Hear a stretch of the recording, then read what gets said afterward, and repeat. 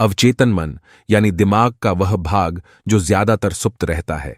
अवचेतन मन किसी भी बात का विरोध नहीं करता, ना ही कोई सवाल करता है। वह बस आपके विचारों को सच करने का काम करता है। अवचेतन मन को समझने के लिए चेतन मन के बारे में जानना जरूरी है। सिंपल लैंग्वेज में कहूं तो मन के दो हिस्से होते हैं। एक मन है चेतन मन अर्थात लॉजिकल मन। आप जो सोच रहे हैं, चीजों का आकलन कर रहे हैं, ये सारे क्रियाकलाप चेतन मन द्वारा कर रहे हैं। दूसरा हिस्सा अवचेतन मन सबकॉन्शियस माइंड यानी इलॉजिकल मनन, जो तब तक सोया रहता है जब तक आप जागे हुए तथा मन को सोचने या कुछ काम में व्यस्त रखते हैं। अपने अवचेतन मन को यूज करने के लिए पहले उसे समझना बहुत जरूरी है। उसकी प्रकृति को समझने के बाद आप अपने लक्ष्य या विचारों को उसकी गहराई में जाने दें। सबकॉन्शियस माइंड रिप्रोग्राम करें।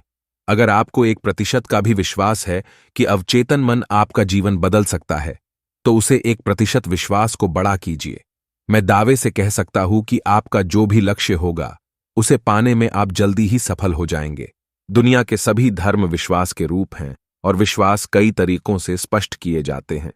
अपने जीवन और ब्रह्मांड के बारे में जैसा विश्वास होगा, मनुष्य को वैसा ही मिलता है। मनुष्य अगर विश्वास कर सके तो उसके लिए हर चीज संभव है।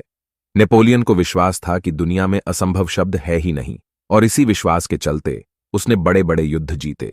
जहां पर सकारात्मक विश्वास मनुष्य को सफलता दिलाता है, वहीं पर नकारात्मक व निराशाजनक सोच मनुष्य को असफलता, संदेह व आत्मविश्वास में कमी की ओर ले जाती है।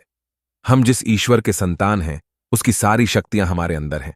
बस हम सुप्तावस्था में हैं या फिर अपनी शक्तियों से अनजान हैं। हेलेन केलर, जो कि अपंग होने के बावजूद भी एवरेस्ट पर चढ़ गईं, कैसे? उत्तर है अवचेतन मन को अपने बस में करके। अब अवचेतन मन को संदेश कैसे भेजें? अब आप विचार करके देखिए, आपका मन कब शांत होता है? जब भी आपको सही समय लगे, उस वक्त आप अपने नए विचारों पर सोचना शुरू करें। चलिए, मैं आपको 2 सही समय का सुझाव देता हूं। अगर आपने कुछ दिन तक इस समय का सही प्रयोग किया तो सफलता जल्दी ही मिलेगी। सोते समय अपने उन विचारों के बारे में सोचना शुरू करें जिसे आप सच करना चाहते हैं। मान लीजिए कि आपको नौकरी में प्रमोशन चाहिए, तो जैसा मैंने अपना अनुभव सुनाया, उसके बारे में सोचिए। मन में देखिए कि लोग आपको मुबारकबाद दे रहे हैं और आप उस क्षण को कैसे महसूस कर रहे हैं। इसी विचार के साथ सोने की कोशिश कीजिए। यही वह समय है जब चेतन मन शांत तथा अवचेतन मन जागृत हो रहा होता है। यदि आप अपने विचारों को नींद के साथ मिलने देते हैं, तो सबकॉन्शियस माइंड यानी अवचेतन मन को एक विचार मिलता है। वह उसी विचार को सच करने में जुट जाता है। दूसरा समय है सुबह सोकर उठने से लेकर 20 मिनट तक का समय। इस समय भी अवचेतन मन काफी शांत रहता है। आप अपने उन्हीं विचारों को जो रात को सोचा था, सोचना शुरू करें। आप पाएंगे कि दिन में जब भी आपको समय मिलेगा, आपका चेतन मन स्वयं उसके बारे में सोचने लगता है। ऐसा इसलिए होता है क्योंकि आपका विचार अब चेतन मन की गहराइयों में डाल चुके हैं। 21 दिन में वह विचार आपका वर्तमान बन जाता है। इस संसार में जिन भी चीजों का आविर्भाव हुआ है, सबसे पहले किसी की कल्पना में हुआ है। बस किसी को बताने के बजाय उसे सच करने में जुट जाइए।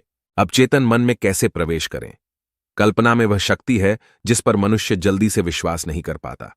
जब राइट ब्रदर्स में सबसे पहले इंसान को आसमान में उड़ने की बात कही, तो लोगों ने उन्हें पागल समझा। लेकिन आज हम हवाई यात्रा करते हैं।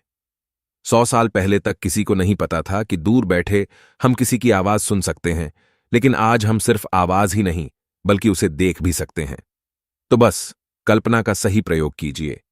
इधर उधर की बेकार की बातों की कल्पना में समय और एनर्जी का प्रयोग ना करें। यह वह अद्भुत शक्ति है जिससे आप अपने जीवन की रूपरेखा बदल सकते हैं।